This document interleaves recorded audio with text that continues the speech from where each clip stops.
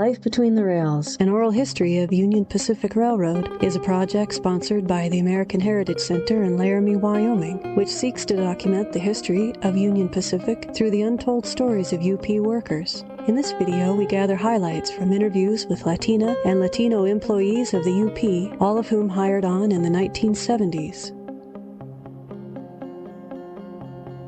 That decade marked a turning point for Union Pacific. With the introduction of new anti-discrimination laws, the railroad diversified its workforce, opening the gates of opportunity to those previously relegated to the periphery.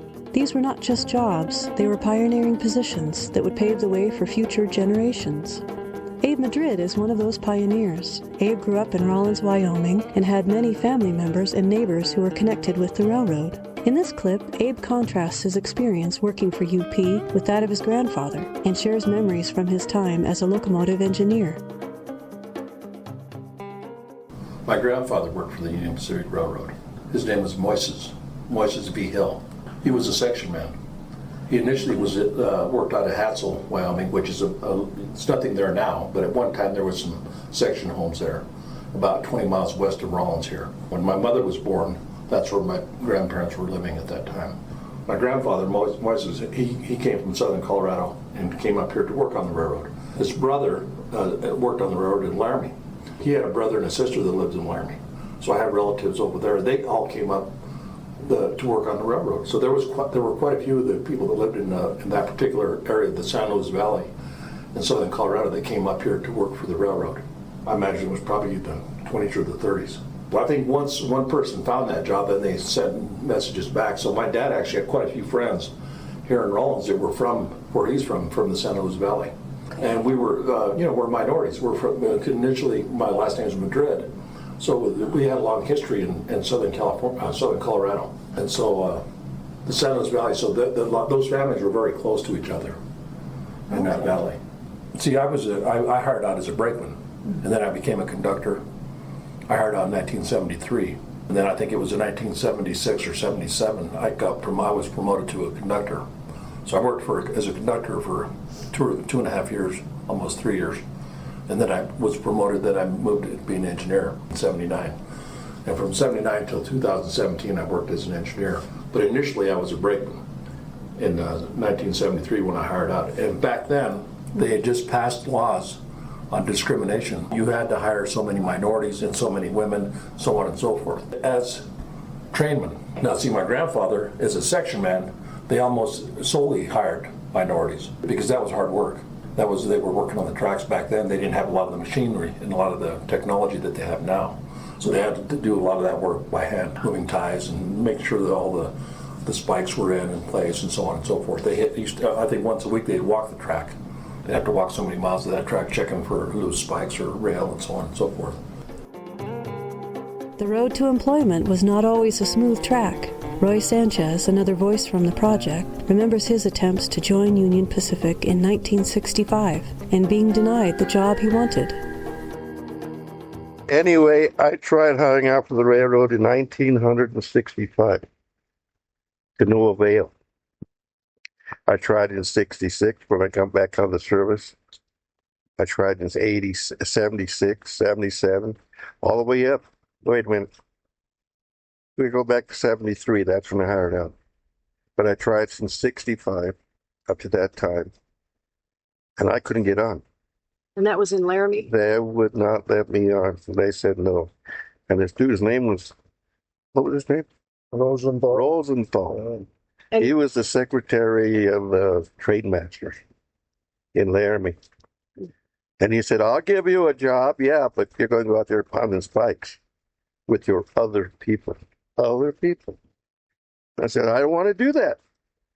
I want to be a brakeman because you're hiring brakemen right now. So why can't you hire me? I can't do that. Why? Because I'm not allowed to.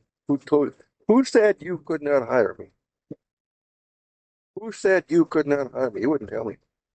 But anyway, it finally happened on May the 16th, 1973. That's when I finally went to work after all those years of trying to get on. They started hiring And I opened the door for all the Hispanics in there. And I never got the credit from them at all. No way. They rejected me. I couldn't, if I would have bumped one of them, oh, and I did a couple of times. Oh man, I draw some blood from them. Oh, it was nasty. There are a lot of guys who did not appreciate me going to work out there with those white guys. And they were nothing but. For many, the railroad is more than just an employer. It's a legacy, a way of life, passed down through generations. The experiences shared by Debbie Martinez are a testament to that legacy. Debbie also grew up in the South Side neighborhood of Rollins, and her grandfather, Steve Romero, spent his days riding the trains, fixing them on the go. A lot of the men on South Side, some of them were relatives, some of them were neighbors, people that I worked with, that I grew up with. And yeah, they helped me out during this whole railroad experience. And when you say South Side, is that a neighborhood? On that side of town. Okay, so south of the tracks in Yes. Rollins. And I used to see, my grandfather was a railroader. Oh. My grandfather retired when I was born. He worked maintenance on the train, and so he would ride on the train with it, and he would fix it on the way, like go all the way to where it needed to go and fix it. Did he have anything to do with the steam engines? Yep. So some of the repairs that your grandfather would make were on the steam engine, yeah. He would do a lot of the mechanical on the trains. And sometimes when I was growing up, he would take us with him on the train to Salt Lake or Colorado. Yeah, grandfather, he was a hard worker. And I used to see a lot of the men from Southside walking early in the morning, late at night, with their bags, walking up the hill to go to work. What was your grandfather's name? Steve Romero. He would always fix stuff. So I would ask him, how did you learn how to do whatever he was doing, plumbing or whatever? And he'd say, on the railroad. My next door neighbor, he was working in the depot as a ticket agent. And when I started on the railroad, he was one of the brakemen with me. Carol Pascal grew up in Cheyenne, Wyoming, and comes from a family with a history of working for Union Pacific that collectively spans nearly 300 years. And what position did your grandfather have on the railroad? He was a engine starter, whatever that means. I don't know whether he fired up the coal or it was a laboring job, I'm sure, since he didn't speak a lot of English. But he was an engine starter. That's what I remember him by. The uncles generally were laborers of one kind or another, engine cleaners or repairers. So my Uncle Carlos worked in the roundhouse for a long, long time. My Aunt Lupe worked also in the roundhouse, but she repaired the upholstery in the cars, and the passenger cars when they were still passenger trains. None of them wanted to be supervisors or foremen. First, they didn't want to lose union protection. Secondly, they did, my Uncle Frank particularly, the oldest of all the boys, he did not want to supervise some of his friends. And I suspect, because they've just hinted at it, that they didn't want to participate at all in the discrimination that was happening against their fellow workers, their Hispanic, Latino workers. They moved around from, they did get promoted and they did get bumped, and their pay would increase, so it was different levels of laboring, but generally it was not ever supervisory or management. Whatever he did is when he was doing that work, he was working inside, whatever an engine starter did inside. But eventually he was working outside. It was a higher paying job, but he would come home literally with icicles in his nose and his ears and so forth. Interviewees Jack Flores and Rick DeHerrera each worked for Union Pacific during different eras, Jack beginning his employment in 1951 and Rick in 1976. Both men spoke about times that they faced discrimination and harassment, sometimes from fellow members of the Hispanic community. I finally got promoted to regular telegrapher in Lyman, Nebraska. And first day on the job, I got my telegram. So I had to deliver my stuff downtown. And run into a truckload of my fellow countrymen from Texas, because I was dressed up in dress clothes and, of all things, a tie. And that was funny. They derided me, a whole truckload of them, so I couldn't talk back, say anything. And they said, "What are you trying to be? Become a white man?" Well, there's no way I could have done that. But just the idea, because I was dressed, those people down there don't know about dress clothes and ties at work. And they derided me about that, so that was one. Then later on, same thing in Lyman. An old school chum of mine come and told me, "They're trying to boycott you." About what? Well, I guess because of my race, that they weren't being there. So, yeah, but I never did find out who the individuals were. But it's just how subtle things can be. Well, I worked with a lot of people, well, not a lot, but quite a few people from Mexico that on the panel yard, you know, and on the extra gang, and they didn't like us. They didn't like the Hispanics, if that's what you want to call us, from this country. They didn't, it was kind of reverse discrimination. They did not like us. And there was only 2 people from Mexico that I could actually get along with, and they were very respectful men, but the rest were not. They were kind of weird. It was weird to encounter that. And I never had any kind of disrespectful encounters, even with UP management. They all treated me very well. And until I got into train service, then working with some of the old head conductors and engineers, they didn't want us there. They would call me minority and stuff, and I said, "I'm not a minority." I said, "I'm just like you, and I said, "You better kind of cool your jets." I said, "Because I might turn you in for being discriminatory, because we're equal. We're supposed to be equal here on this job." There's a good book by Cesar Chavez, Sal si puedes. Get out if you can. And you have to take that model. You have to take it. Even after I got the job over here, I still went still here to LCCC, taking different courses. Chief dispatcher would tell me, "What are you doing? You already got a good job. What are you worried about looking for some other job?" They didn't understand, but they had to hand it to them. I didn't. I had to fight for mine. And I want to keep fighting until the good Lord takes me. I won't give up. And that's why. So in other words, there was prejudice against you. I mean, shall I say that position was basically a white man's world, and you came in and there was prejudice? Rock the boat. See? What do you mean, Rick, when you say rock the boat? Make them understand that you're here to stay. You said antagonize them. Mm-hmm. What does that mean? What were you doing when you say that? Fight back with words. Carol Pascal also reflected on a darker chapter of UP history. As she explored the memories of her family members, she heard details about discrimination faced by members of the Hispanic community in Cheyenne, as well as accounts of mass deportation efforts in which Union Pacific played a role.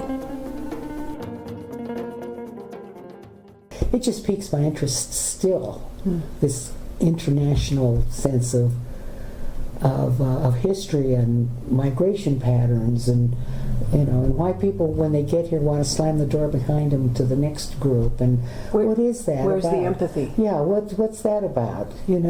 When you began to look into some of those mass deportation events, did you find that there were relatives or neighbors that had been threatened with that, or Did you learn about people in Cheyenne? Yes. From Cheyenne that Yes. have been deported? Or? Oh, yes. And you'll see my Aunt Rosemary in her oral history. She talks very specifically about her friend Lucy, whose family left, and her father worked for the Union Pacific.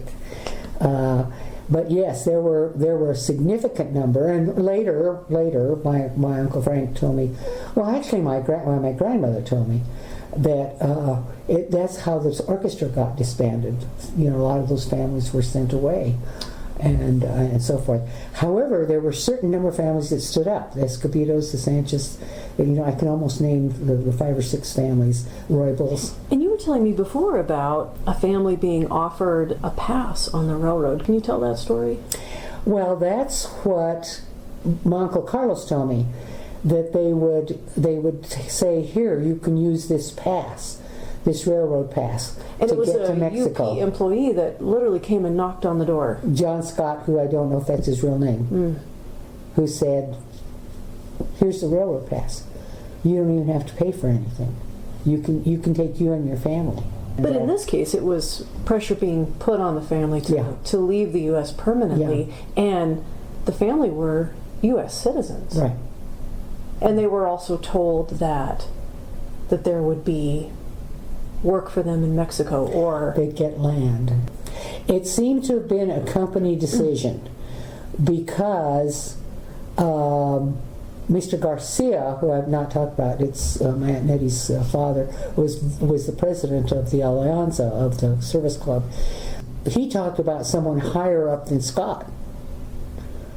He said it didn't come from Scott. He was following orders. That's what Mr. Garcia said. I didn't pursue that line.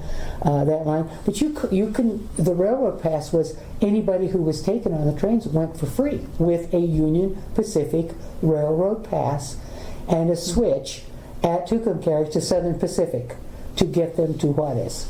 And once they got to Juarez, they were supposed to go across to Mexico. But as my Uncle Carlos says, I don't know whether they cared whether we went to Mexico as long as we left here and left our jobs. But the pass was, you know, that's why he said when I was reading to him, he said to him, well, thank you for the offer of a free pass, but I think we'll stay here. Well, and I wonder about the involvement of the Union Pacific in that way. What was the advantage to them of employing unemployed people who lost their jobs elsewhere? They could employ all whites. That was the whole Anglos. That was the whole idea. It was a replacement plan. Mm-hmm. The stories from the Life Between the Rails project reveal the resilience of railroad workers. Those who worked on the rails did more than drive spikes or direct trains. They built bridges, literal and metaphorical, fostering a sense of camaraderie among the different crafts that kept the railroad running smoothly. Abe Madrid, as an engineer, had a strong regard for the maintenance workers he collaborated with. His dedication to the safety of his colleagues did not go unnoticed, earning him the admiration of those who labored to keep the tracks in good repair. These are the quiet, uncelebrated moments that define the true spirit of the railroad community.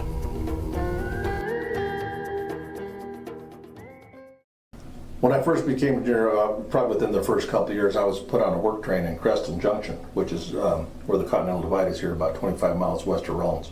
So they had work doing. They were doing work there. That's where they stored a lot of their gravel cars and stuff like that there.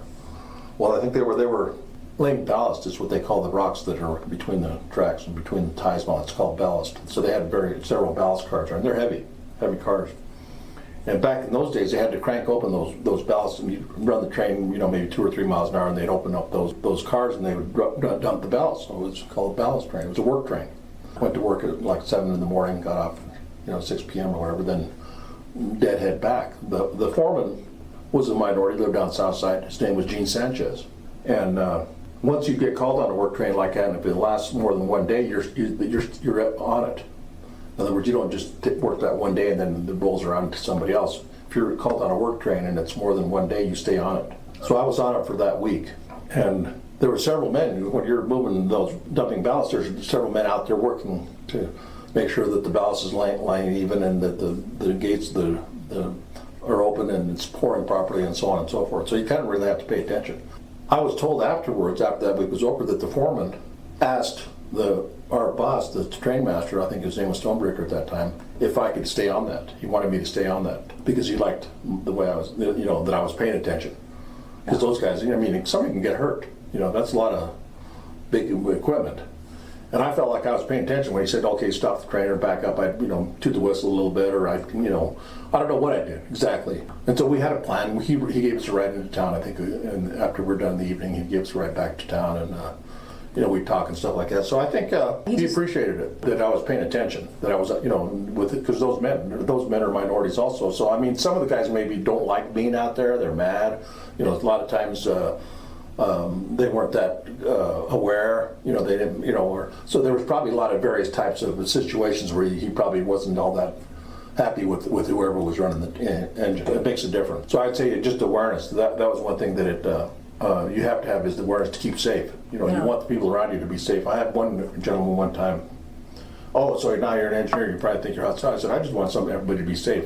I'm not trying to out there to make a big name or anything like that. I just want to get on the train and get off the train and have all my limbs.